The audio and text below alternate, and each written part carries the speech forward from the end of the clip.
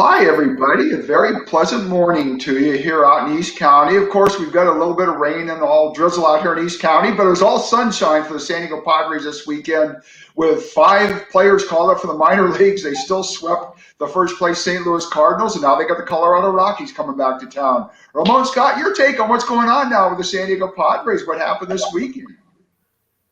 Well, just like today is going to be, the clouds are going to go away and the sunshine will be there. What a series for whoever those guys were on the field this past weekend. You know, the makeup of the team, it kind of looked more like a mid-70s Padres style roster, or maybe, I don't know, early 2000s, right, with the makeup that they had. But, hey, give credit to the coaching staff and the organization itself when you can bring in guys that can do the job. A lot of times that's about chemistry. You got players that are hungry. Sure, they want to play well, and anything can happen in a 3-game series in professional baseball. Let's not, say that this organization, and we know it's deep, but look, there are some players that were out there this past weekend that maybe wouldn't be on a major league roster currently, given the situation surrounding the team, but we're thankful that they were, and they played hard. They played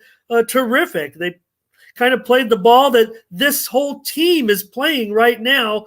Like I said, Steve, the Padres play a different brand of baseball than almost every team around the league, and it's paying off with their wins.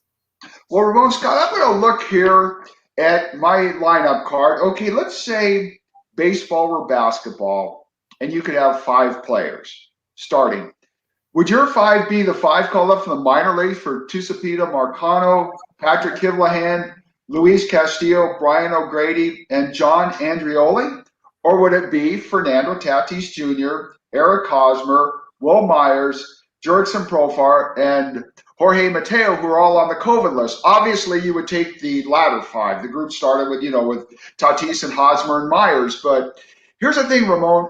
We talked about this on Friday. Sometimes guys get called up and right away they do it, which is exactly what happened this weekend. I mean, look at yesterday, for instance. Kivlahan drives in the go-ahead run in a 2-2 game on a sacrifice fly. Luis Castillo follows as a pinch hitter with a base hit to put the Padres up 4-2. It's just amazing that these guys have done what they've done. And then also, Ramon, what I think's been interesting has been the lineup, how the top 4 in the lineup are 4 guys who have been here. They've changed it a little bit. Of course, Trent Grisham's still leading off. Manny Machado moved up to second. Cronenworth moved from second to third. And Tommy Pham moved up to cleanup. And those 4 guys are doing well. And other guys, too. Look at Saturday's game, the 13-3 win. You had home runs by Tommy Pham, who hardly has had an extra base hit all year, his first home run. You also had Ha-Seong Kim hitting a home run, which, it's only his second of the year. And then Austin Nola, who hadn't been hot all year, all of a sudden Saturday he has a career-high 6 RBI. So most of the production is coming from guys who are already here. But the guys who they've called up have also been producing, and that's what's been great. I mean, Jace Tingler talked over the weekend about how, in almost a sick kind of way, it's fun having these guys up there. Baseball's fun, and they're winning. They beat a St. Louis team that had come in here that had won 15 out of 20. So what a weekend. What a weekend. Yeah, well, I'm not going to debate you on this at all. Baseball is far more fun when you're winning. There's still a lot of issues with how entertaining are these games really. I think for Padres fans, they are very entertaining, and it's an entertaining brand of ball. Like I said, Steve, the Padres play a different style of baseball, and that kind of works when you're kind of thrust into the situation that they were in this weekend and for the next couple of days until those players come back. And you talk about players that are able to produce in a short window. Look, if those guys had to play all year, like we had to suffer through many teams throughout our lives as Padres fans, it wouldn't last. It wouldn't last. Sure, even the worst teams can put together a short winning streak. So, that could happen. But again, I think that there's some criticism out there, even by our favorite Padres fans, about the way Jace Tingler's handled some things around the team. But I would say put it all together with the coaching staff and the way they have the team thinking about everything and how to play the game and how to win in the current environment. And I think the Padres players have bought into it. I don't know if players of today's generation are able to conceptualize the type of baseball that might need to be played in order to win. Now, if the Padres played the way they are right now and had a few sluggers, not only the ones that are missing, but maybe a few more, maybe they'd be even a more dominant team. But when you have everybody believing in what's going on, the wins kind of add up. And now we're starting to see what's happening when you really do have a really good team and the season continues to progress, the wins start to pile up. Even yesterday, when you look like maybe the weekend had caught up to the Padres a little bit. They won the first 2 games. They looked outstanding. They fell behind early and, never going to write this team off, even with the weaker lineup that they had out there. But you kind of said, hey, again, maybe we'll take 2 or 3. But they fought, they clawed, and boy, they got their turnaround right in the first inning when right when Grisham made that catch, I think, early in the game. And it's kind of set the tone that they weren't going to, give up 4 or 5 runs to fall behind. They could probably come back from that too. But just a good overall situation, beating a team with a great record. We made the Cardinals look like sieves, actually, Steve. And we were the sieves. Yeah, Ramon, I want to go back to something you said. It's funny, the criticism of Jace Tingler. All of us are experts after the fact. All of us. The Padres have the second best record in the National League. They're half a game behind the Giants in the National League West and for the best record in the National League. I'll never forget, back in the 1980s when I was traveling with the San Diego Padres, one night we were in Houston. Dick Williams, the manager, who could be crusty, set up a guy to pinch hit, and the guy struck out. One of the reporters after the game asked Dick Williams, "Why did you send so-and-so up to the plate?" I love Dick's response.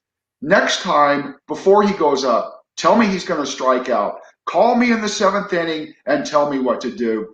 I just get a laugh out of people who, after the fact, you should have done this, you should have done that. Look at now, it's raining, or it's been raining. What if I'd walked out yesterday and it was sunny, then all of a sudden it starts raining and I don't have an umbrella and somebody comes up to me and says, "You should have had your umbrella with you." Well, of course, but tell me before the fact, not after the fact. That's what cracks me up about some fans. They're experts after the fact, but again, tell me before the fact. It's just like a couple weeks ago, Padres had the best pitching staff in baseball. You got people saying, fire Larry Rothschild. Sure, let's fire the guy with the best pitching staff in baseball. While we're at it, let's fire all 30 pitching coaches, and let's go ahead and fire Tingler with the second best record in baseball. You can keep Dave Kapler in San Francisco and fire Tingler and the 28 other guys. I mean, fans are fans, I don't always agree with them, but I just crack up how after the fact we're always all right. But again, tell me before the fact what you're going to do, not after the fact. That's what just cracks me up with all these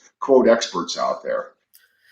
So I'll ask you, are we seeing the results of a mentality that not only the coaching staff with Easley and guys like that are instilling in the team? The Padres, Steve, they're the best team in the National League as far as not striking out, which in today's game is half the battle, right? We're hearing it. The storyline is easy to figure out with the direction that Major League Baseball is headed. It's become somewhat of a troubling game with either strikeout or home run. Well, here's a Padres team, Steve, that leads the National League in avoiding a strikeout, and they're also one of the best teams in the league at, for heaven forbid, drawing walks. And you look at what happened this weekend with some of the call-ups that you mentioned, how patient they were at the plate, even picking up RBIs. So you wonder. Like I said, I don't think players in today's generation that are getting out there, obviously, because we see it, home run or nothing, right? Well, the Padres, they're just young ball players too. You'd think they would have the same fortitude within themselves, home run or nothing. But for some reason, the coaching staff has gotten to them, or these are just a real interesting group of guys that instruct each other, feed each other, and let them know that pace wins the race. They're taking walks. They're playing. I'm not even going to use any of those old cliches that I don't like to say. It's just a unique brand of baseball. And in today's game, this looks like it could be what works. Oh, absolutely, Roman. I totally agree with you. I think when you talk about the Padres coaches, Skip Schumacher, one of their coaches, is the one who teaches base running and all. He was that way when he played. He's going to be a manager one day, no doubt about it. And it's funny. Let's talk about walks and strikeouts for a little bit. Saturday's game, the Padres did not have a strikeout from anybody in their lineup in positions 1 through 8. The only 2 strikeouts were in the second and third inning when pitcher Chris Paddock bunted a strike 3, which of course is a strikeout foul. It had been 2005 since the Padres had had a game where they didn't have any strikeouts from position 1 through 8. And as far as walks, in this series, the Padres batted 24 innings. They didn't have to bat in the 9th inning in the 3 games against St. Louis. They had 26 walks in 24 innings. Remember Friday night, 12 walks and 3 guys hit by pitches. And another thing, Ramon, in those 24 innings, the Padres scored 23 runs. It's ironic that they had their best 3 days of the season when 5 of their regulars were out. A couple other things about St. Louis, too. You know, coming in, the Cardinals have won 15 out of 20 games. Coming in, the Cardinals had a streak where their starting pitchers had gone at least 5 innings, 20 straight games. When they left San Diego, none of their starting pitchers had gone more than 4 innings in those 3 games. So I think that's something we really have to look at, too. I mean, it was just amazing the way the Padres played. Yeah, it was old school baseball, but what it told me, and you know, you listen to John Smoltz Saturday night on FS1, old time baseball player thinks old time. Hey, maybe old time works. It sure did this weekend. Yeah, for sure. And just one interesting statistic, Steve, that I surfaced this week, that this season, throughout the league, we're on a pace to have 7,000 more strikeouts than hits. So that's what's broken in the game. You don't want to go back. Look, that was all neat and novel when everybody hit 40 home runs 3 or 4 years ago, right? But that wasn't what we wanted. We don't necessarily want this either. Can we go back to like the mid 2010s, 2013, 14, 15? The balance seemed to be correct. So, obviously there's you can point to different things. The ball seems to be the thing to me. It just seems like obvious. Can we get the ball in the middle there? Can we get it just some home runs, some strikeouts, somewhere in the middle? So I won't complain about it. I mean, I'm enjoying it. And this series is, indicative of how good this organization is as a whole. Like I said, I don't think it showed off the organization's depth in this series, just more of an attitude and willingness for people to step up. Yeah, Ramon, that was great. Again, you have those 5 guys we mentioned that came up from the minor leagues. Now, all 5 of those will probably be going back down when you have Tatis, Hosmer, Myers, Profar, and Mateo back. And again, not to get into it, but depending on COVID protocols, all 5 may be back by Friday for the Seattle series this weekend, and some of them may be back as soon as tomorrow for a couple of games in the current series against Colorado. But Ramon, one thing I've got to talk about, I mean, people like you and I who grew up with baseball and were maybe more old school and all, we don't mind long games. But, over the weekend, I guess if there's one thing you've got to be concerned about, and again, these were 8.5 inning games. These weren't 9 innings. The quickest game of the weekend was 3 hours and 31 minutes on Saturday. Friday's game took 4 hours and 8 minutes to play 8.5 innings. The issue with that, if they had gone 5 more minutes, it would have been the longest 9-inning game ever in Padre history. Something has to be done because, again, with okay, I'm 65 now. The average baseball fan, my understanding, is about 57 years old, is what they're saying. The person that's 17, 27, even 37, something's got to be done to keep their interest. I know, do you remember Theo Epstein, of course? Went to the Boston Red Sox, helped lead them to their first title with a team he put together, first title in 86 years.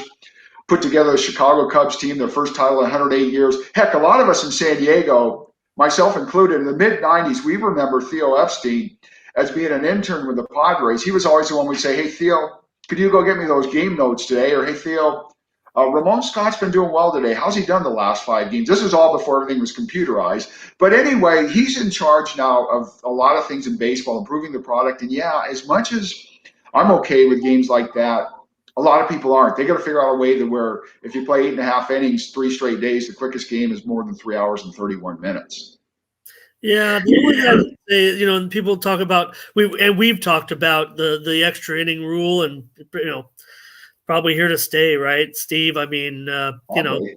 don't want that. I didn't necessarily want that, but what we used to do, because we used to have the either the mini season package when I used to go with my mom, and she had a job and everything, so in school, and just be me and her, and we stayed a lot of times for extra inning games if the situation dictated. But if she had the early shift or something, I don't know if people do this anymore. What we used to do? We used to jump in the car and turn on the radio and drive Oh, yeah. home, right, and listen to the end of the game. So there's nothing wrong there. And I used to be a guy that had to get to the game before the first pitch, and my friends were dragging. I'd be upset. Now I'll stay in the parking lot. If you want to go into the second or third inning, it's fine with me. I didn't used to be that type of guy. So maybe I'm maturing too, or just getting old. But I don't know what can be done. I'm not in favor of a pitch clock, and we're never going to shorten the games. I mean, I understand the seven and a half inning doubleheader is another rule that is not going anywhere. There won't be as many doubleheaders. I mean, it was a situation that came about because of the pandemic to a certain extent, but I don't think that rule is ever going to change either. I don't know, I don't know. Maybe scheduled doubleheaders would be 9 innings in the future, and maybe make-up doubleheaders could be 7 innings. That might throw off some of the records or the consistency in the game. I'm just throwing things out there because I don't know if I really have the solution. Yeah, I don't know, Ramon. I don't know what the solution is. Hey, I'll tell you what. There's another issue with the Padres. This is a good issue. John Smoltz, the Hall of Fame pitcher who was on the FS1 game Saturday night, he made a great point about the Padres. If and most likely when they get in the playoffs, they vote on shares. I mean, the guys who've been here all years, they get full shares. But the guys like Marcano, who was here at the beginning of the year, Kivlahan, Castillo, O'Grady, Andrioli, they're all going to get part of a share if and when the Padres get in the playoffs and for how deep they go. The Padres have already used 39 players, and there's 26 on a roster now. There's going to be a good issue at the end of the year. How much of a share do you give the Andriolis and Kivlahans of the world? I thought when John Smoltz brought that up, I thought that was a great point. We're going to see how that works. And Ramon, hey, one other thing I wanted to bring up too before I forget in this series, before we let it go away, is the pitching. I think what's interesting now is how, the last time Lamet pitched and then Weathers, and this time Weathers and Lamet. I kind of see that as being a trend. I know even last year when the season was a couple, 3 months because of COVID, they were talking about how pitchers can only go 3 or 4 innings. You might have to piggyback guys. So maybe what you do for a while, you go with the front four of Darvish, Snell, Musgrove, Paddock, and then on that 5th day, you go Weathers, Lamet, or Lamet, Weathers to cover 6 innings. I kind of thought that was cool. I don't know. What do you think of that? The piggyback. Yeah, one part of me wants to say when you're not being forthright, if Lamet, and granted, I'm sure he's working with trainers and with coaching staff to let them know exactly where he is. I mean, it kind of feels like you're just holding a pitching staff hostage. But if you can have it set as your plan, it's not a problem, right? Because you are looking forward and when you might need that. The only question was whether Lamet would be available for other action, or Weathers maybe in between those appearances, right? Maybe one appearance in between if they're only going a maximum of 2 innings. Weathers appears to be the player right now that can continue to stretch out because we just don't know the true status of Lamet's health. But give him credit, Stephen. What I was critical of before, concerns with his arm strength, and if he was fully healthy, the interesting thing was yesterday when he came in the relief role, his velocity was back up. So maybe there is something to the way he is working and warming up and gearing up. So yes, I would say I would now be in favor of that with the Weathers than Lamet, because Lamet showed the increased velocity coming out of the bullpen. Now, look, you're not holding a guy there and saying, you're the relief guy. Just keep working on it. But if he's coming out with, 95 to 97, then maybe we should do that. And Weathers, I like his trajectory as a pitcher as a starter just because of his pedigree and his makeup out there. He just seems so competitive, like his dad. So I think that I think it's promising for Weathers moving forward, Steve. Yeah, and Moni, one thing about those two guys, I think with Lamet, he's only going to be able to pitch every fifth day, even if it's only 2 or 3 innings where you can piggyback. And the thing about Ryan Weathers, I think he could, he pitched Sunday. Wednesday, if he's a starting pitcher, would be his regular throw day. I think on Wednesday, if you needed somebody to come in to face 3 batters who are lefties, I think Weathers can do that. Lamet, no, he's going to pitch every fifth day. But it'll be interesting to see how they do that because, again, I have no problem. If you can piggyback those 2 guys and they get you 6 innings, it does save the bullpen. Now, Moni, one last thing I want to bring up about yesterday's game was Manny Machado's slide at second base when he took out La Jolla Country Days, Tommy Edman. I'm going to give the opinion that I heard on MLB this morning, on the MLB network. Mark DeRosa is a former infielder.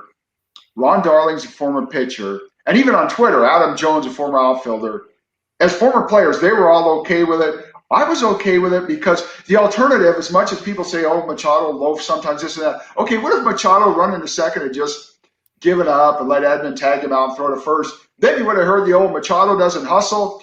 And then if he takes a guy out, it's Machado's a dirty player. That was one of those plays. No matter what Machado did, it was going to be darned if you do and darned if you don't. I'm glad he did. I'm just going to go with what a former pitcher, infielder, and outfielder said. Yeah. I don't know. Everybody will point to the famous play with Albert Bell, right, running from second base. But this is the correct play when it's not even really taught anymore because the play does not come up that frequently. And most often when players get into that situation, they do the dance, right? And the dance doesn't work because more often than not, you're going to be called out of the baseline, and they may even rule that it is a double play. Because if you do that and you cause the fielder, to have to extend yourself to make the tag and you're out of the baseline, they can call whatever they want, really. It's a judgment call. So the correct play, and if you look closely, really wasn't brought up that much. This is the correct play. You go in, you make the slide, you try to go under a tag. You're not looking to take a guy out. That just was what happened with the momentum of the way Edman came in. He's a very heady player. He's a very good player. We know Tommy Edman, because of his because we've known him for so long, right? But you can make that slide, and I've done this before in my ball playing career. You can make that slide and actually get under a tag sometimes. If Manny would have kept running to second, could have actually put a review on that play. The only contact that was made by Edman was, I think, by his shoulder. I don't think the glove ever touched Manny. He almost gave himself up and said, hey, sorry. I think they both knew it was the right play. Edman just got tripped up. Manny's reputation made guys like John Boy put it on the internet.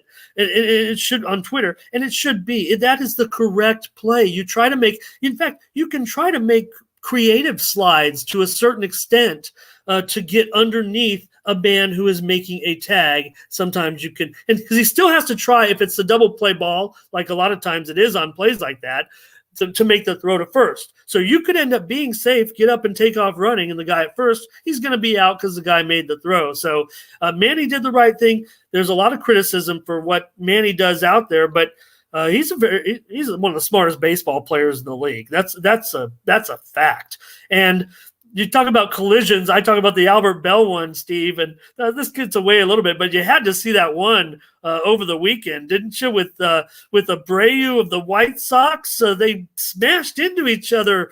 One of the hardest collisions I've ever seen on a baseball field. They almost knocked each other out. Yeah, it's scary. We had, more off the Cardinals second baseman yesterday. Dylan Carlson on the fly ball hit him in the mouth, hit him in the lip. He was bleeding pretty good there.